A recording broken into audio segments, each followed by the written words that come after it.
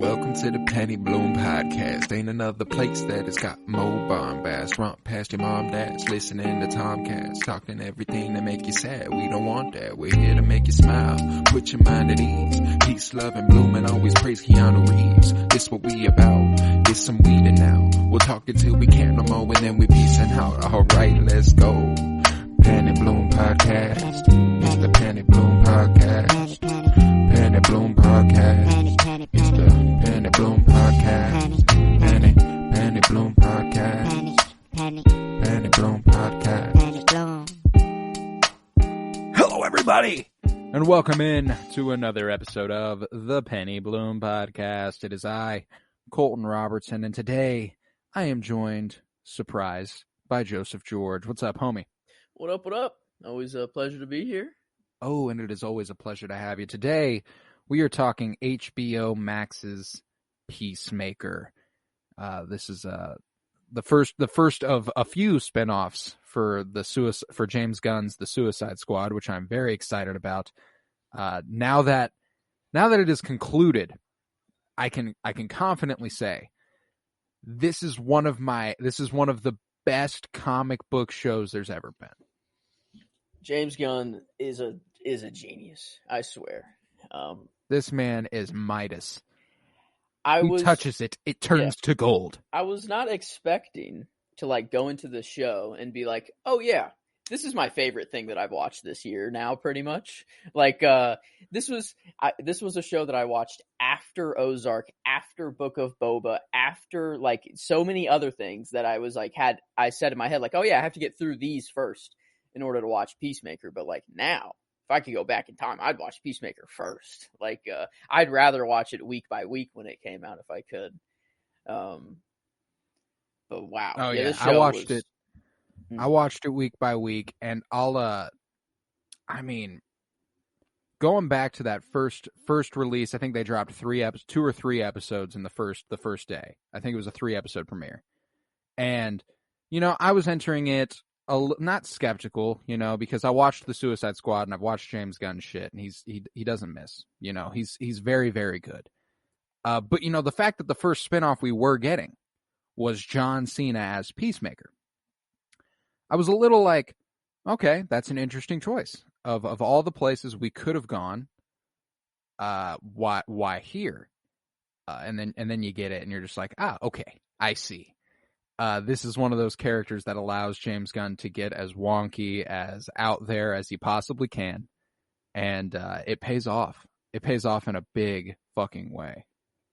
If there is any comedic superhero anything, it just needs to be James Gunn. From Guardians of the Galaxy, it makes sense why I love this show so much. Coming from someone I just feel like James Gunn, while I was watching the show, I kept thinking how fun it would be to make this show as well. Because I'd say for other superhero movies or shows, I'd say it's more fun than anything. You're a superhero. It's not, it's not a normal movie where you have to be serious all the time. But this set, I feel is time. Just this is different. This is a whole different thing.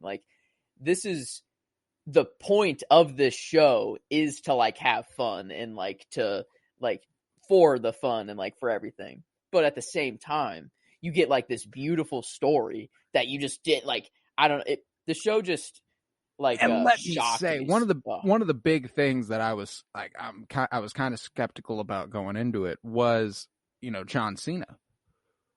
I've never been huge on his acting ability. He's proven that he's a good enough actor to carry some things every once in a while, so, and specifically in the comedy category. Mm-hmm. But holy fucking shit, could this man make me feel things? I was oh my God, that's a talented man. And that part where he's playing the piano, that's John Cena. That's him. He's playing the piano. He's a legitimate, I think everyone just gets stuck in thinking he's WWE John Cena. Absolutely. Because obviously that's what we all know him as. And all the, you can't see me, everything, that's what we know him as. But he's just a performer. That dude is just an entertainer. And he didn't start in the WWE. You know, he had like a rap career beforehand, which I think is hilarious. I think that's one of his. That's probably one of the only things he hasn't really succeeded at. Or been the best at. But man, does this role just fit him? Or it's like just fit the role. Glove. Like, my God, it's perfect. And I mean, like the whole ensemble around him too. This team they created with Economos and Adebayo and Harcourt and Mern. Like that's a good team. I liked watching them week to week, and the slow unraveling of the story where it became like, you know, early on, you go, okay, so this whole thing's about butterflies. One of them's a butterfly, right? And there came a point where I was like, it's got to be Mern. There's no one else it could be. And I think watching it week to week, you get that a little bit more than you would have in a binge format. If I had to guess, just watching it back to back to back, but like week to week and dwelling on each episode, it felt like, okay, they're lingering with this guy a little bit differently in a way that they were other places. And I think it's at the end of episode 4 where he's sitting down to eat, and his tongue folds out of his mouth, and it's like, oh fuck. Yeah, no, that caught me completely off guard. I was because there were weird things about him, like his personality, and he's like, yeah, no emotion, whatever, and like I'm like, okay, but he's just, you know, that's just his thing. That's just his character, you know? And I'm like, yeah, it's just a cool, just a cool character concept, I guess. And then the tongue comes out and I'm like, how could I admit, like, that's like, oh my God, like, yeah, I don't know. But I guess just going like back to back to back. Like I didn't really have time to dwell really. So like moving. A lot of things were like, I didn't think of it before. And it really like caught me off guard, like while watching. There were like some things that I could put together pretty easily. Like whenever X-ray vision helmet came up first, I'm like, well, someone's going to be figured out to be a butterfly through this. Don't know who in any way, but like, this is awesome. Like, I don't know, just like little. Like Adebayo puts it on. She's like, whoa, Mern, you got to. Oh, shit. Like, oh my God. Yeah, like, like. Now, and dude, just the. James Gunn is so fucking good at making all these characters who are doing shitty things and you're on some level want to not like, makes them so sympathetic and just makes them so tragic in a way that's like, I completely understand you. I cried so many times during this show. Dude, like it's devastating.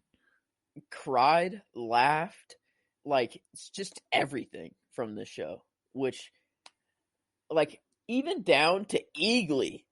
Like Eagly has kind of a big part in the show. Like without Eagly, some things just don't happen. Like the show even makes you care about an eagle. You know, and we get like some of the most like American visuals, which I think is hilarious, is that like the show is so like America, but then at the same time being like America really fucking sucks. Like no, yeah, like it's a really interesting balance it strikes, you know. And off rip, I was a little like sus about it. You know, there are certain things where, you know, especially with Peacemaker's dad with that character, it's like it's a delicate balance. You're definitely going for a weird thing here, and you know, when you go with the white supremacist villain, you have to make them a villain. There was everybody in this show. There's something redeeming about every single person. There is nothing redeeming about his dad. Like, they did a really good job at making sure there's not a single thing you might think is okay about him. Nope. Like, to the point where when he kills his dad, you go, that was the right thing to do, which is incredibly hard. Yeah. The only not redeeming, but like, he's just, how the fuck did he make that quantum room, bro? Like, I've got some like, I gotta go to like the comics for that, bro, because how the fuck was he doing that shit? And, it kind of reminded me of points like there's some things in this that I wouldn't be surprised if, James Gunn enjoyed the Watchmen series by Damon Lindelof, where, just like when it comes to that sort of like, oh, y'all are going to teleport this thing? Like, you're going to teleport this? Y'all have that ability? Like, yeah, I guess there were like some things that they just didn't even bother to explain. It was just like, yeah, alien species, they have this, like, obviously, like, or like, I thought that the little UFO that he found, the little, like, it looked like a little speaker at first with buttons, whatever, and then it turned into the ship. I thought that was going to be like a way bigger deal and like mean way more. And like, I don't know, like control. I don't know. I was like, this thing's going to matter, like going to be super important. It's like, yeah, it's just their ships they all fly around in, like there's just that's the thing is that like it is. I think it was supposed to be like it was supposed to feel big, and then the payoff is when they all arrive, and it's like oh yeah, like the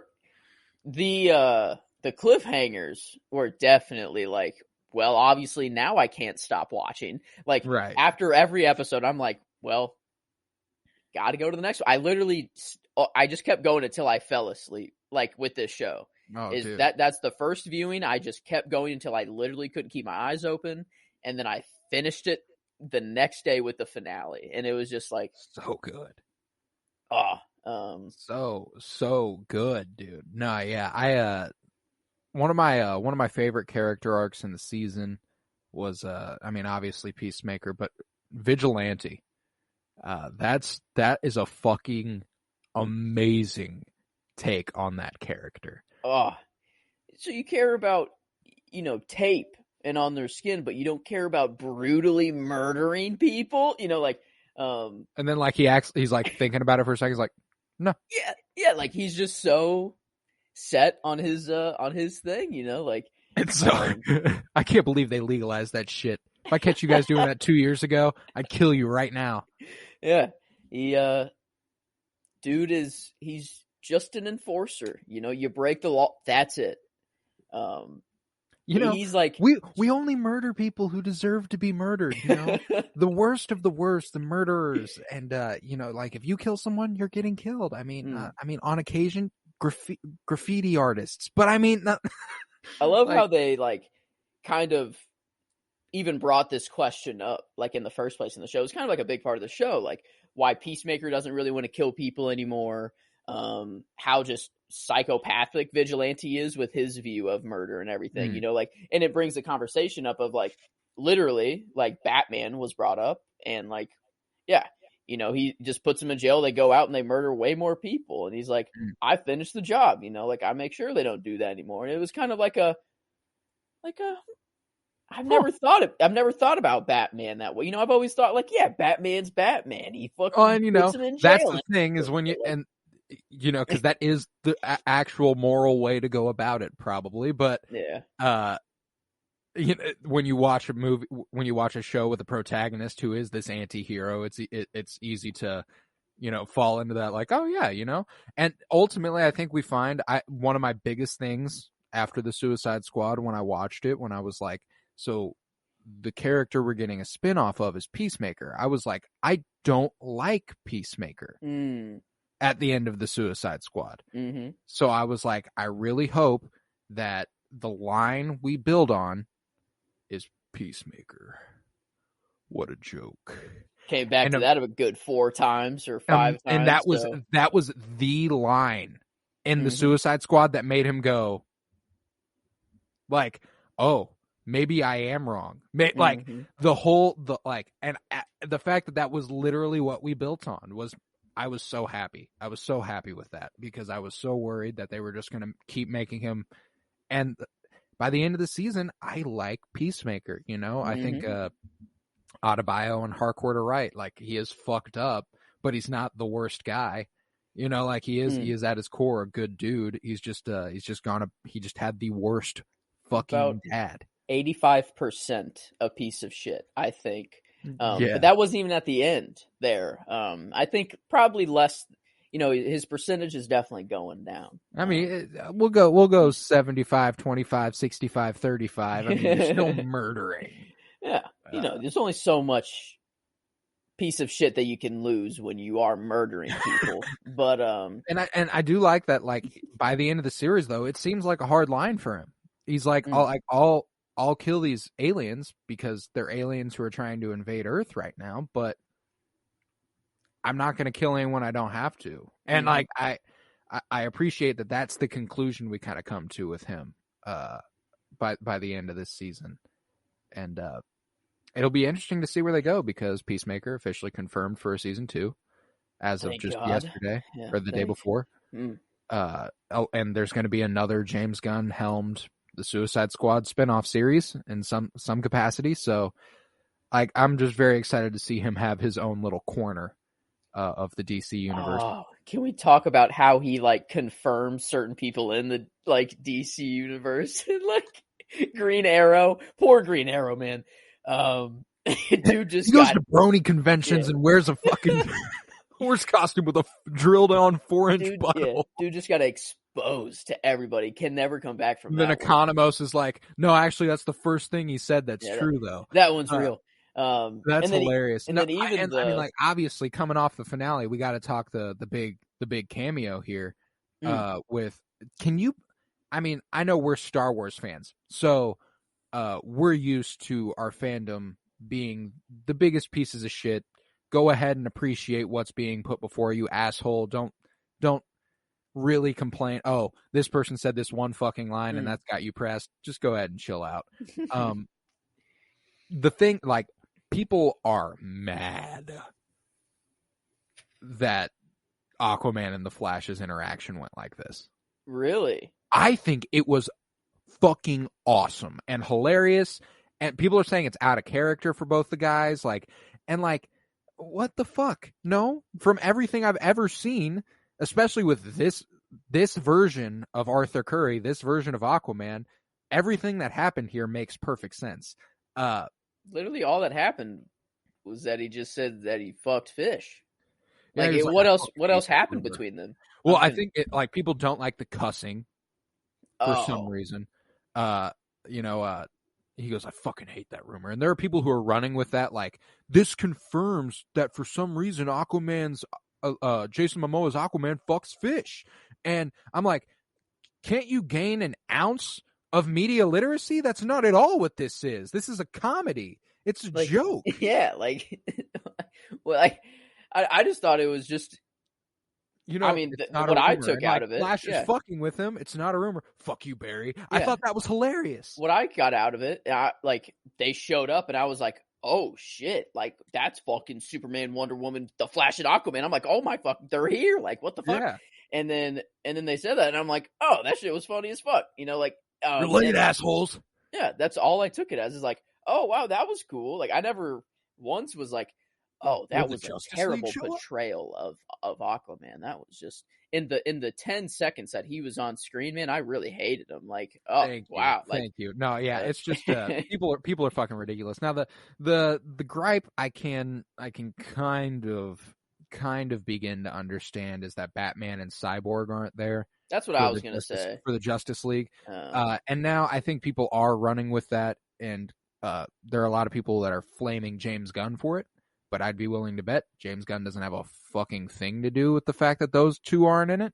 I'd be willing to bet that, Warner Brothers notoriously despises Ray Fisher, the guy who played Cyborg, fucks him over at every turn they get. And Ben Affleck's said he's done playing Batman, so his Batman's probably not popping up anymore. Michael Keaton's Batman's about to be in The Flash, so they'll probably go with that direction, but they didn't want Michael Keaton to be the first appearance in Peacemaker. You know what I'm saying? I was like, the only thing that I was thinking during this cameo is that the four of them showed up, and then I thought that this was going to be the reveal of like Robert Pattinson's like Batman in universe. Like I thought he was going to pull up and like just say, something. But then I'm like, obviously not. Like, obviously that's not going to fucking happen before the Robert Pattinson's Batman seems to be his own little corner of the universe for sure. But that was like the only other thought that was in my mind during this, cameo scene, whatever. So yeah, my mind was the furthest away from this was a terrible cameo. The only other thing, I guess, is that like Superman and Wonder Woman, they weren't there. Like it wasn't. Those are Gal very Gadot clearly and Henry CGI Cavill. entities. Yeah, I don't think. I because the thing is that Gal Gadot's not done playing Wonder Woman. She's still around, but she's also a very, very busy actress. And Henry Cavill, I mean, there's a lot up in the air about whether or not he's still Superman. So it's kind of like if they were there, assholes, they were here for 10 seconds. Sorry they didn't get a line. Yeah. Yeah, and it's Peacemaker. It's not Justice League. It's not. And I saw someone on Twitter it was like Marvel fans, why are you complaining? 4 of them showed up, not 2. And it was a screenshot of the Avengers movie with Captain America and Black Widow blacked out, but you could see Thor and Hulk. And I was like, this isn't a good analogy. That is a movie called The Avengers. This is not a show called The Justice League. Mm-hmm. It's like this was a cameo. Yeah. And it was just to be like, yeah, you guys are fucking late. We did all your job. Like, we did it for you. It's just a joke. Literally, this was all for a joke. Like, all of it. That's it. Fan service and a joke. It was fantastic. I don't know. I thought it was hilarious. I absolutely loved it. That finale was like. How about the reveal that the cow is that? Holy cow.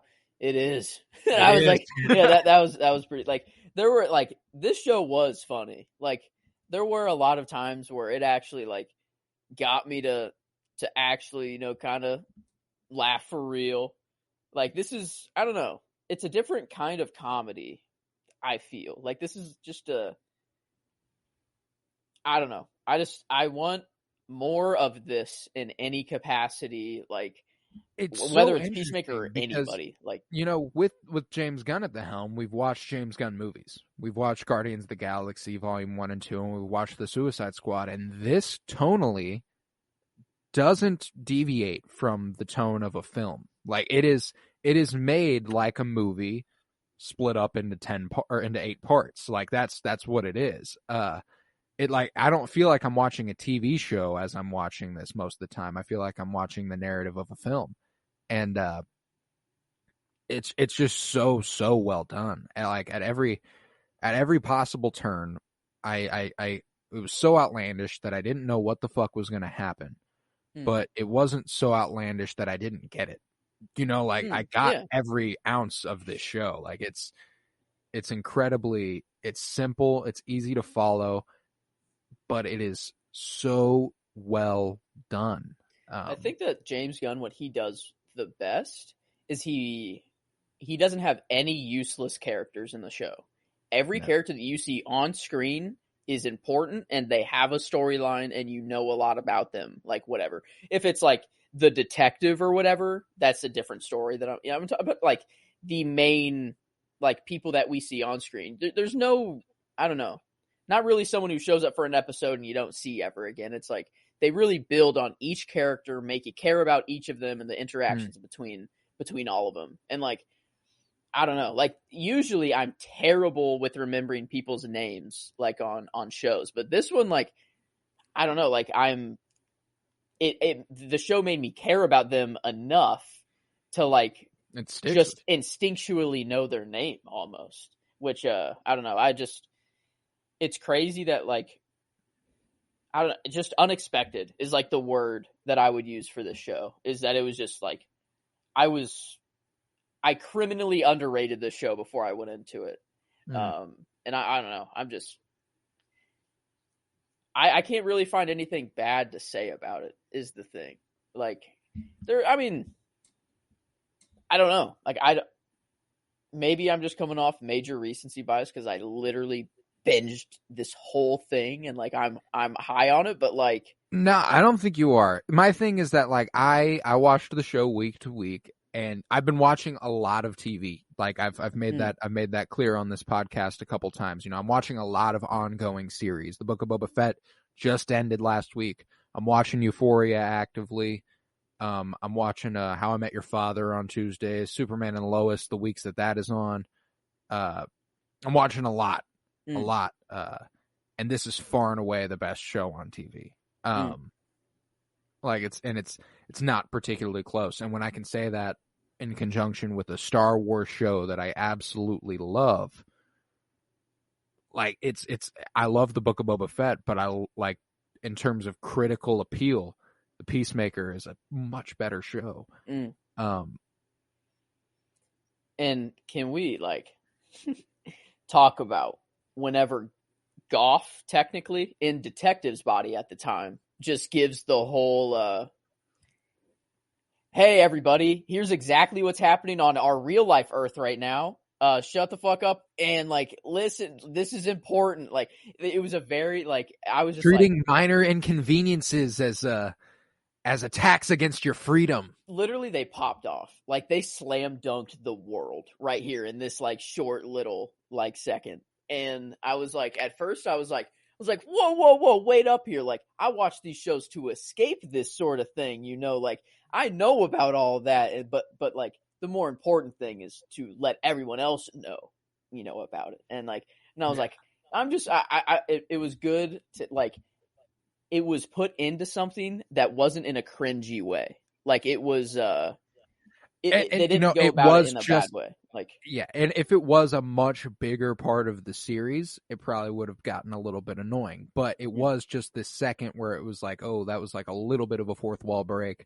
But it's relevant, you know, she's warning about the downfall of their civilization. And, you know, that moment where, you know, she's laying out to him the exact reason they do what they do. And it's the same reason he does what he did.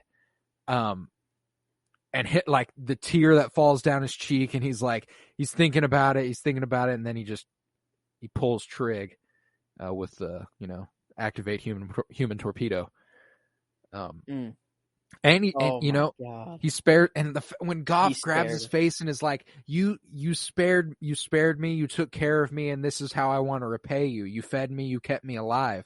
You were one of the only ones who was nice to me, so I'm gonna. And he spares her in exchange, you know. Goes ahead and blows the other one straight through its fucking forehead, but shoots her in the chest. And that's an interesting detail, like to leave in. And like it makes me like, is every single butterfly dead but Goff now? Like is Goff the only butterfly remaining, or is there like more somewhere else? My money is that there are probably more. The way that I looked at it was, he activates human torpedo. The cow is gone. The butterflies are dying anyway. Oh shit. Yeah, they're done. You know, like they will eventually starve to death because they won't have the nutrients they need. So he spares her, gives her one last meal back at his house and everything. When he dumps the goo out on the front porch. I didn't even think about it in this way.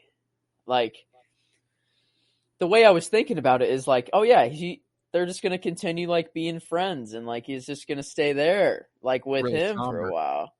But like it's actually much more somber than that. Damn, all the food's gone.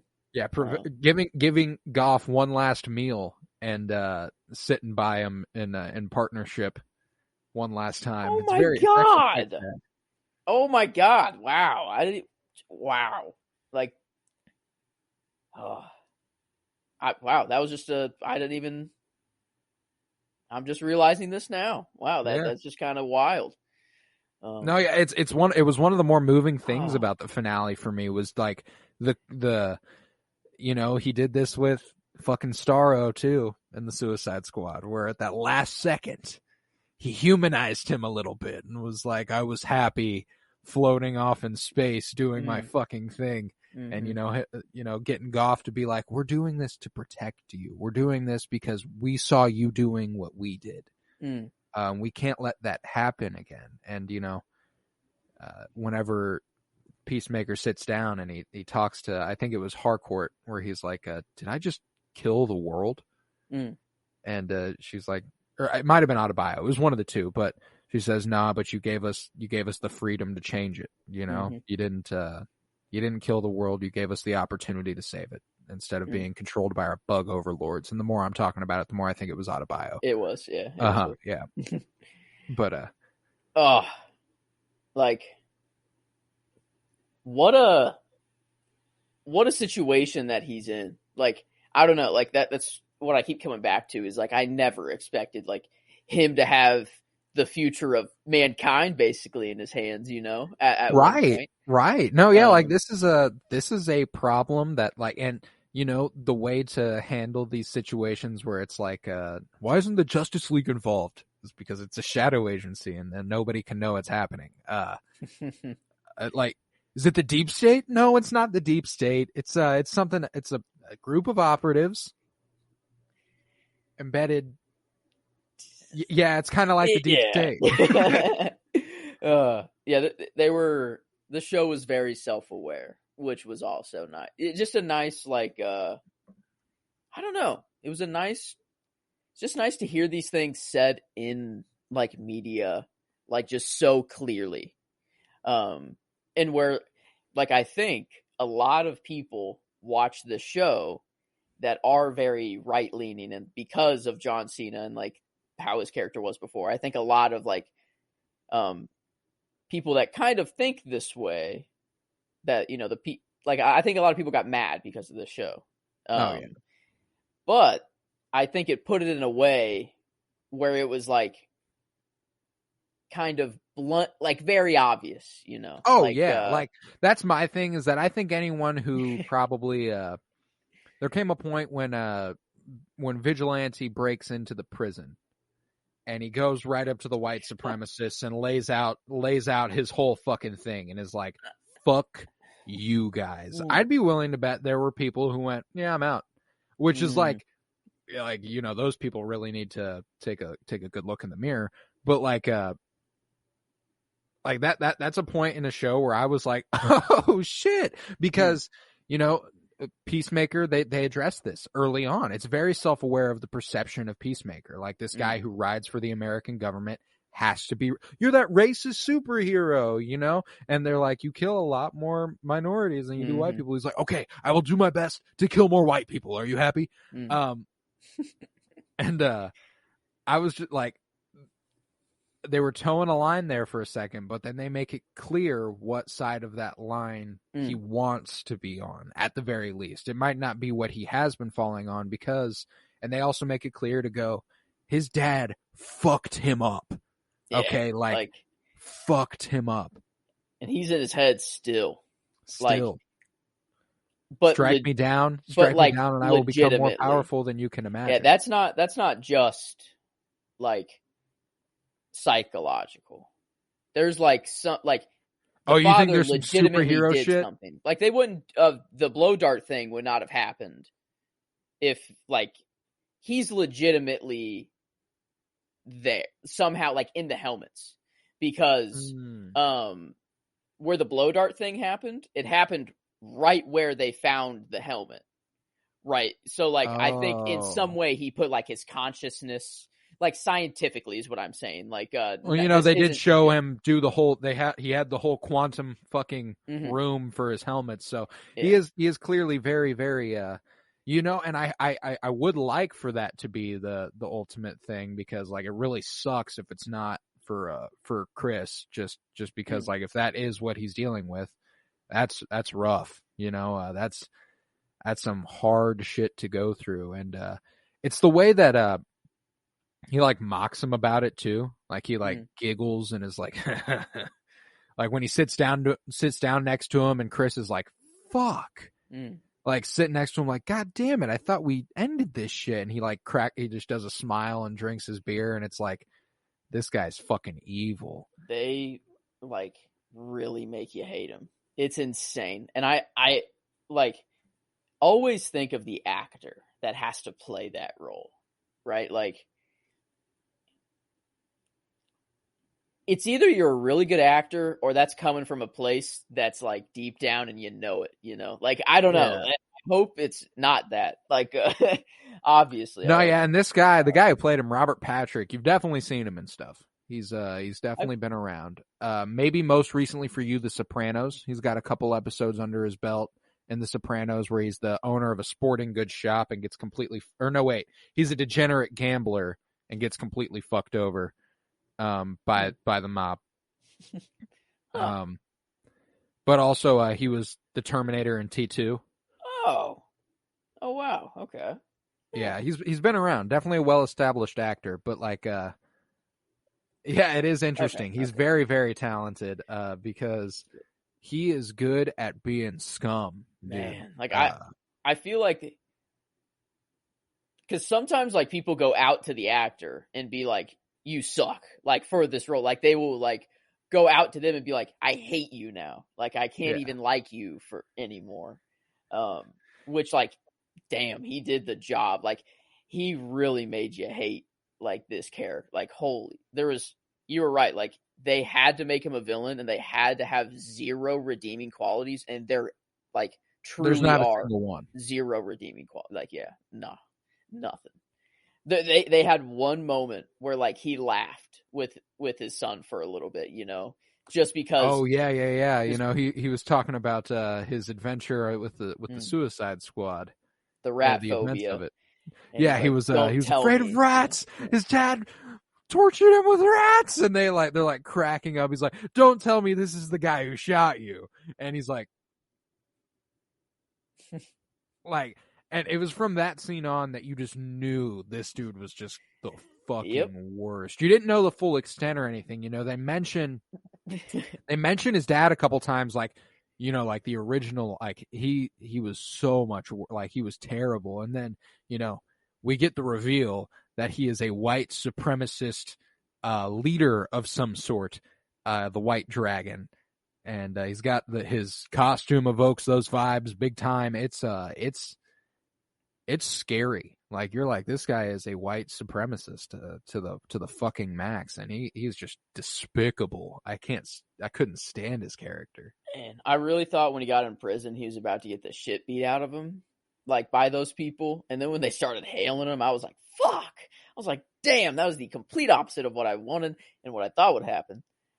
But then when Vigilante came in, and Vigilante writing for his man's Chris, dude.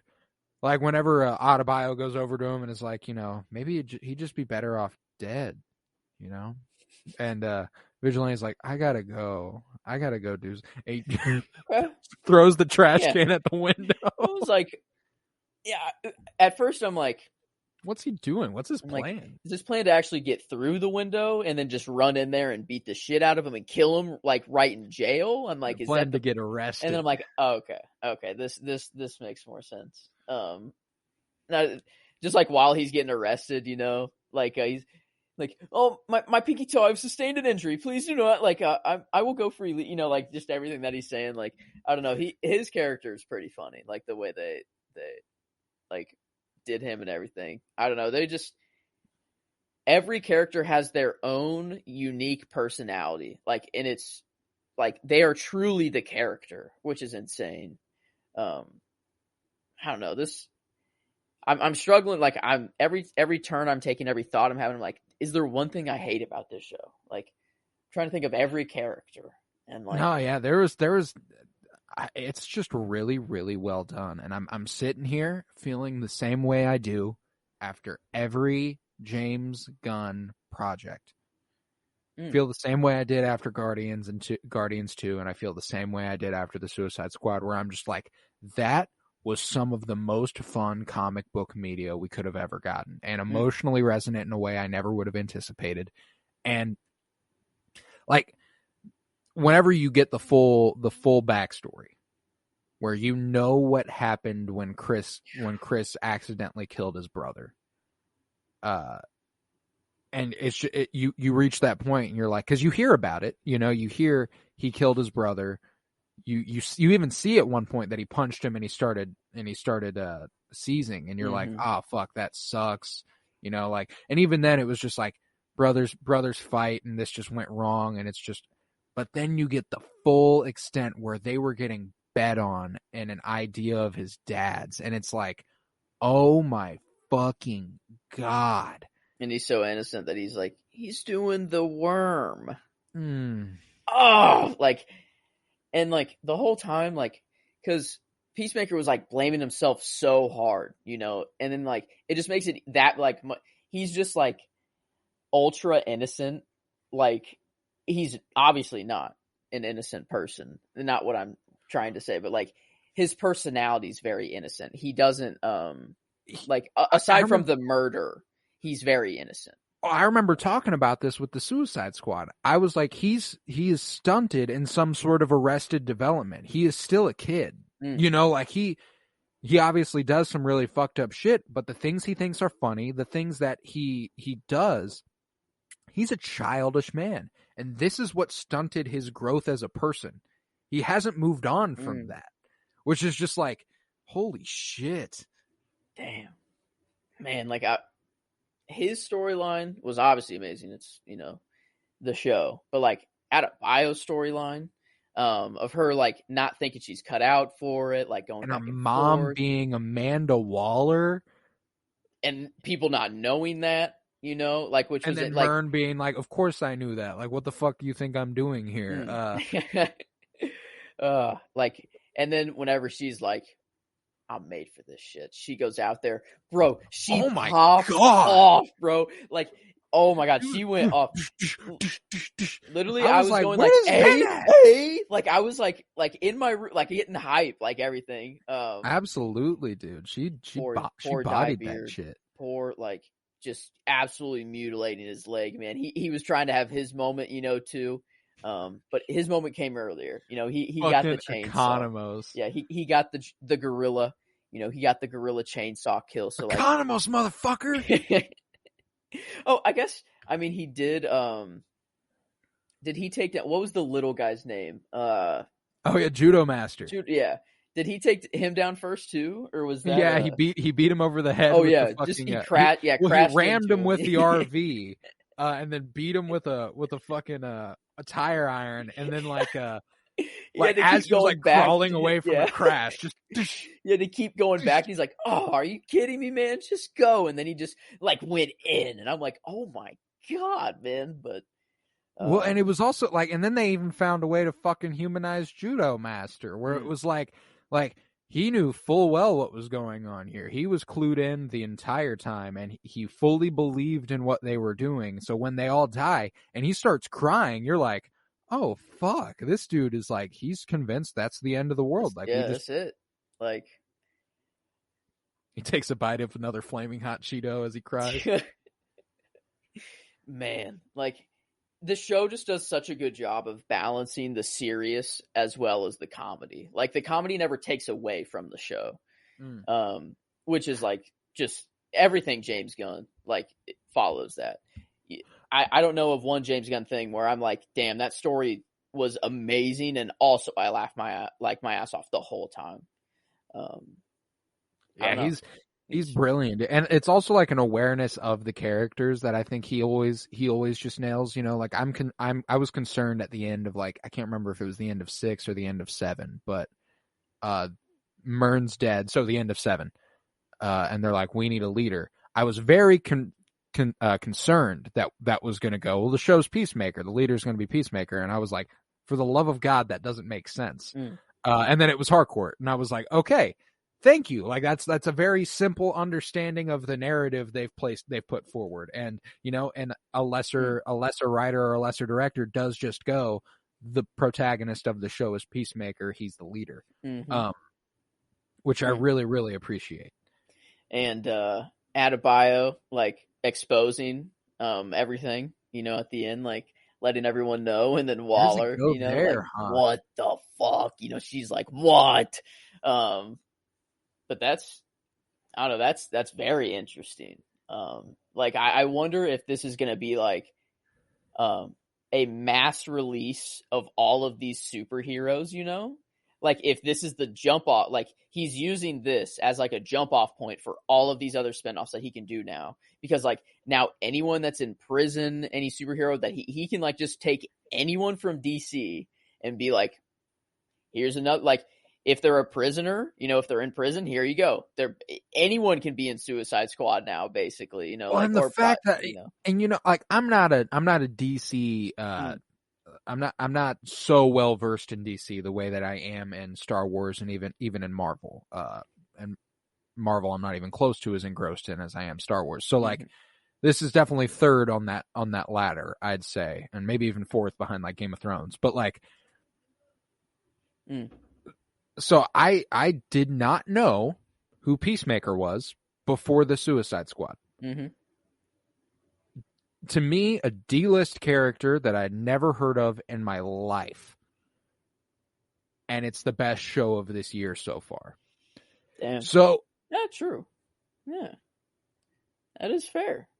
Like, and we've seen that more and more on the Marvel side of things too, the way that they're confirming, like an Agatha Harkness series and shit like that, where it's like these lower tier characters are getting their own shit and they're gonna get propelled to the limelight. And that's I think James Gunn's the perfect creator for that sort of thing, as he did with the Guardians, D-list characters who were not the team of Marvel. It was X-Men, it was Fantastic Four, the Avengers up there. Not the Guardians, though. Now the Guardians are top tier.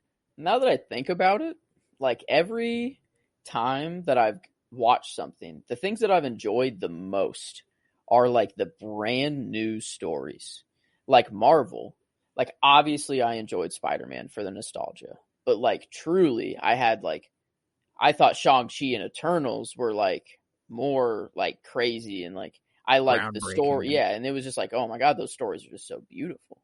And like over here, yeah, sure. I'd like to see Batman. I'd like to see Superman, the main people, but like, it's really these new storylines that we have, where you don't have any expectations. You don't know where it's going. You don't it is just a new story that you're experiencing. Like, I don't know, maybe we do have to get away from just always expecting just the main people, because like, what more can we really do with their stories that hasn't been done already? Right. No, yeah, and like that's the thing is that was one of the things that I was most excited for when the Suicide Squad was coming out. This new look at a team of villains that I'm not largely familiar with. I know Harley Quinn and I know King Shark and shit like that, but I'm not familiar with Bloodsport. I don't know Peacemaker. I Polka Dot Man. What? Polka Dot Man. It's just genius. Yeah. He just has a way about making all these characters who didn't mean shit to me before mean the world to me now. It's fantastic the way he can get that done. Talk about some found family here. Like, damn. What was the 11th Street Gang or something like that? I can't remember what that picture. Kids. Oh my. 11th Street Kids or something like that. That Amelia. I'm trying to get used to calling her Amelia. Amelia now. Harcourt. Yeah. Like whenever like oh my God, I forgot about this. Economos is like, I don't know what he's done afterward, but he like takes his laptop out and then he has like a specially cut place for the picture, now that he takes that everywhere with him. Like that's like and he got it printed because it was a digital photo on an iPhone and then he got it printed and put in a frame. And like the honesty of laying Economos bare there, like just him being the most vulnerable, lonely dude who was just so excited to have a friend. And like, his best friends are Peacemaker and Vigilante, which is like, just amazing. And I love that for him. Where, the butterflies ask him, your previous life, the guy you took over, why does he do that to his beard? And then whenever he just like belted out and then they were all like, he was like, and I didn't think anyone noticed until someone commented on it over and over again. Damn. Like, I was like, fuck. Oh my God. Like, they're like so many times where I'm just crying now. Like, I've got a tear running down my face. Okay, I'm crying now. Like, I just saw this massive worm cow looking thing being milked, and then, what the fuck? Yeah. That is not a cow. That is not a cow. And then you have a moment that you have that, and then the next moment you're laughing. You go through just every stage, every roller coaster of emotion, so many loops and twists, everything. Like, just what a show, man. Like I don't know. I I never thought that I'd be more excited for like a season 2 of Peacemaker over like everything else. Like, I don't know. I just want like more of this. Like, this was just so good. Yeah, man. And I like, yeah, it was just so fucking good. And I don't have much else to say on it, but, you want to throw a rating on this? Okay. Enjoyment. Shit. Pretty high if we're going that rating. Like that rating? The rating system? Yeah, our rating system. Okay. Yes, as we've done for our 52-year journey through film. Then yeah, I mean, enjoyment. I mean, I'm all the way up there with like I'm pretty. I don't know if it's getting any lower than 4.8, 4.9. Yeah, it's 4.9 was kind of where I was sitting.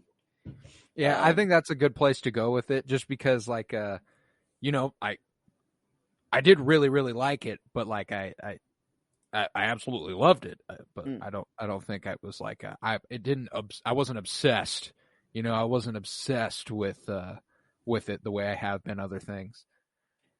I'd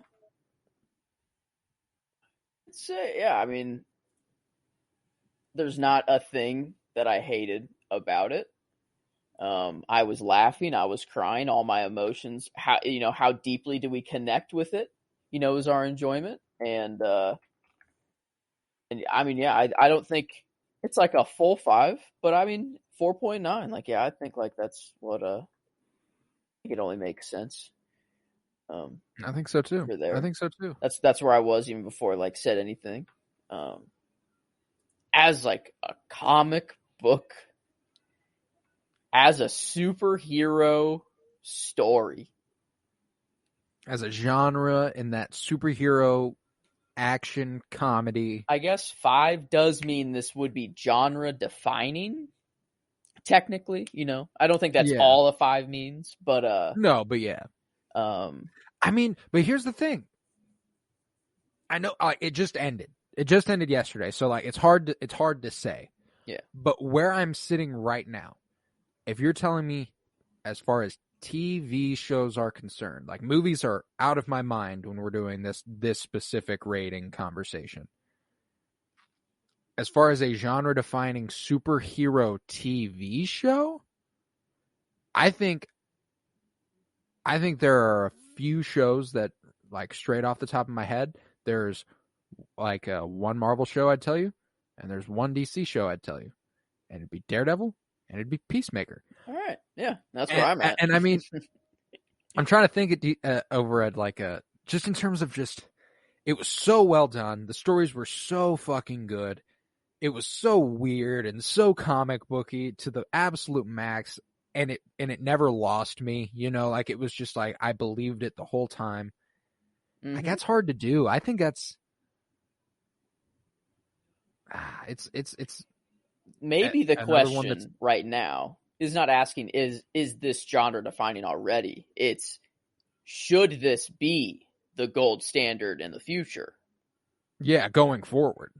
Should this be ideal? Like, and frankly, if you were to give me nothing but shows like this, I'm perfectly happy. So like, I think again, we're up there. Like it's not dropping below a 4.75, you know, like it's up there. Shoot. I mean,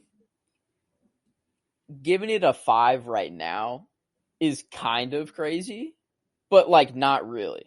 I don't think. See, and that's the thing, is like, I don't want to weigh it with recency bias, you know, like I'm trying my best, but then I truly think back to what was done here. And as far as like critically, like if I'm thinking about the fact that it made me laugh several times an episode, the action was exquisite, shit was amazing, the very story it laid out for us with the characters was so well done, you know, like I think that, and it is interesting because I'm like trying to think about like the way I'd weigh like an MCU show here, like as compared to Peacemaker in terms of the superhero TV show genre. And like when it comes to like Loki, I watch Peacemaker before I watch Loki. When it comes to the Falcon and the Winter Soldier, that's where I start getting like a little tougher. Like it's like they're different kinds of shows at that point. Like the Falcon and the Winter Soldier isn't the comedy that Peacemaker. Going into the shows for different reasons. Exactly. At that point. But I guess the closest comparison could be WandaVision and Peacemaker. It's a different, more fun version, of the universe, I guess you could say. And like that's kind of where it's the best, where it has been the best. Yeah. And I'm high on this. I am high on this, but I don't think we've gotten a truly genre-defining superhero TV show. I don't think we've officially gotten that yet. Would you rank Daredevil out of 5? Daredevil would be the closest, I'd say. So, but still, it could be like a 4.9. That's where I'm like, I don't know what is. That's the thing. I don't think we have one. I don't think I can nail it down. So. And if I can't confidently say this is it, then I don't think I can say that this is it. You know what I'm saying? So I think a 4.8, 4.75, 4.9, somewhere in that range is about where we need to lie here with the genre. Yeah, I was thinking 4.8, the pretty much like the whole way through. That's like the number I landed on right away. I was like, at first I'm like, all right, 5, because I want every show that's comic book, whatever, if it has any comedy, I want it to be exactly like this, like in every way. Just change the characters. Give me exactly this, though. But then I'm like, okay, Daredevil, like that was, that's already 3 seasons. And that's, pretty genre defining already if I'm picking any superhero show out. Yeah. If I have to pick one that's genre defining, it's that. But that's the thing, is that like I start thinking about it and it's like, is superhero TV a genre?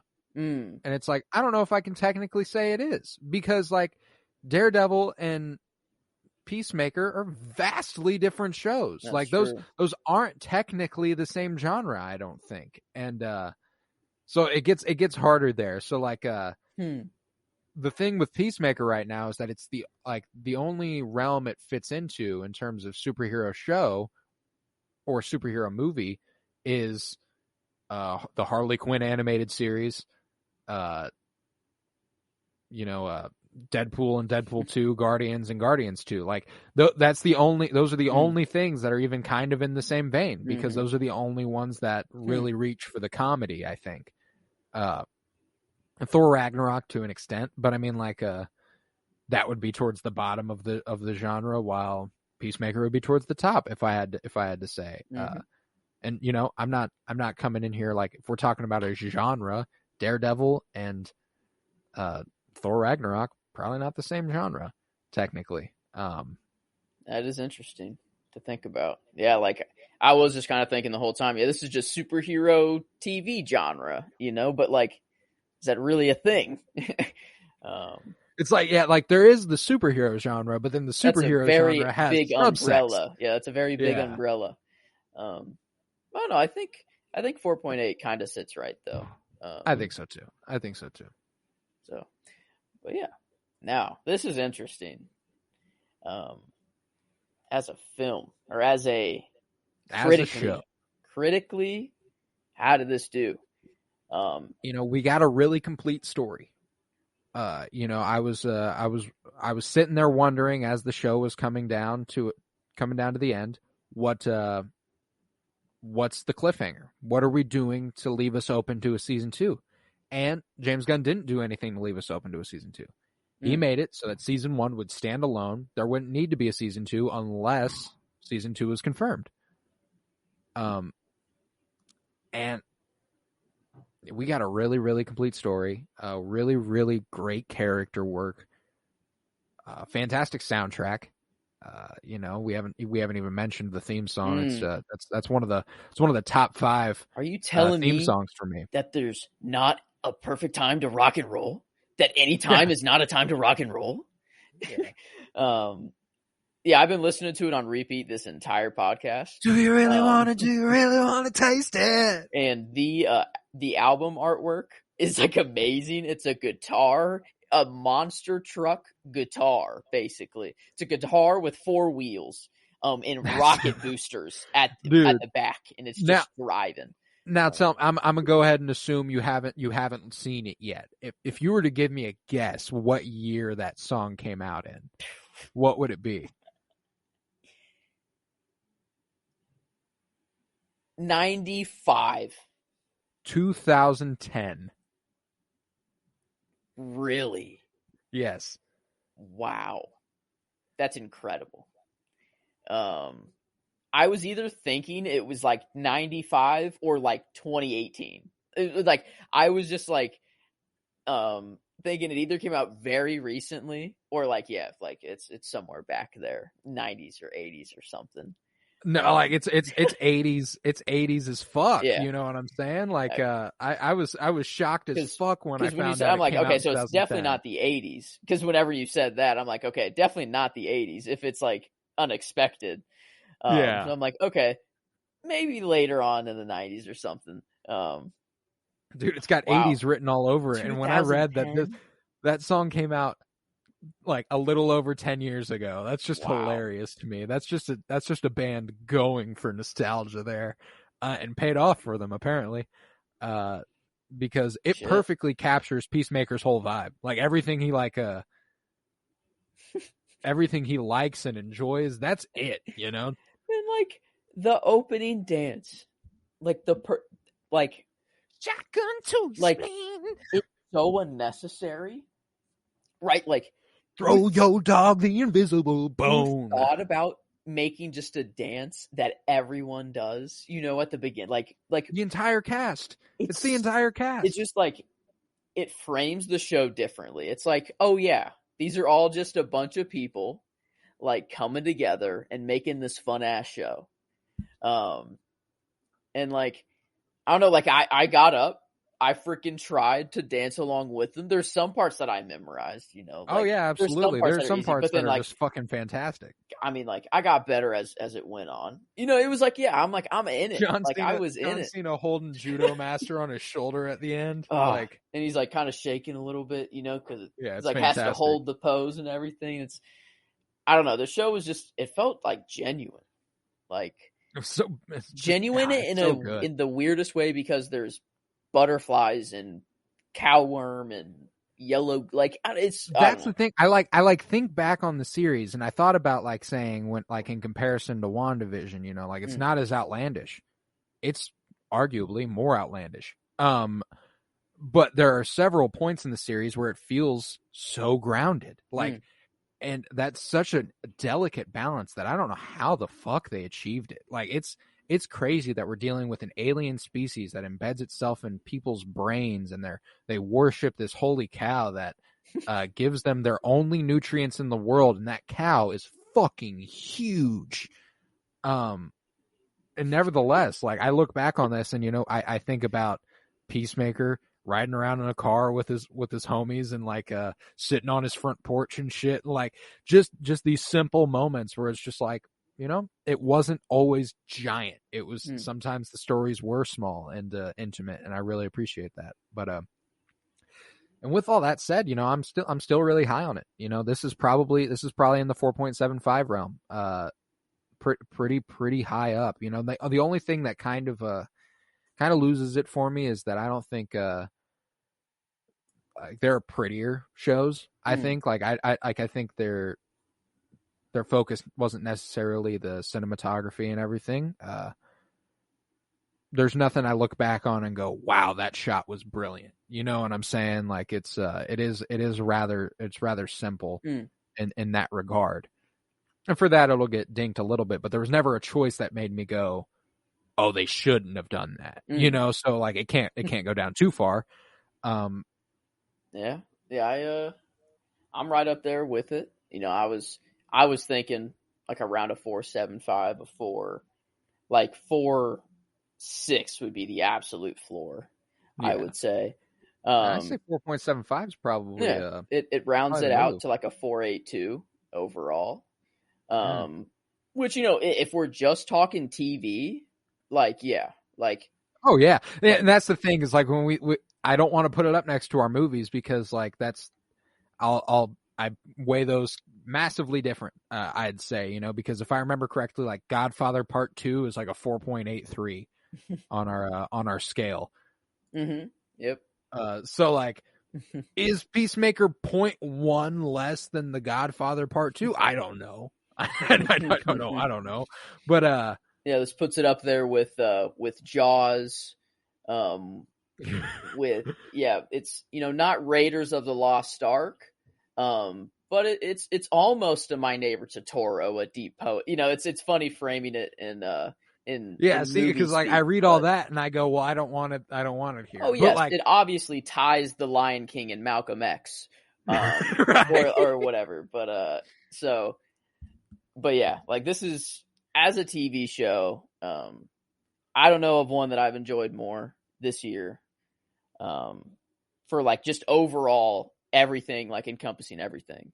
So I mean, I'm definitely I'm comfortable where it'll be tough to top. Like I think to Euphoria that I'm watching actively this year, the enjoyment rating will probably be pretty high. Won't be as high as this. The genre rating will probably be pretty high, probably not as high as this, and the overall rating will be pretty high, but not as high as this. You know what I'm saying? Like they're just, even on HBO itself, there are shows that are getting done that aren't getting done as well.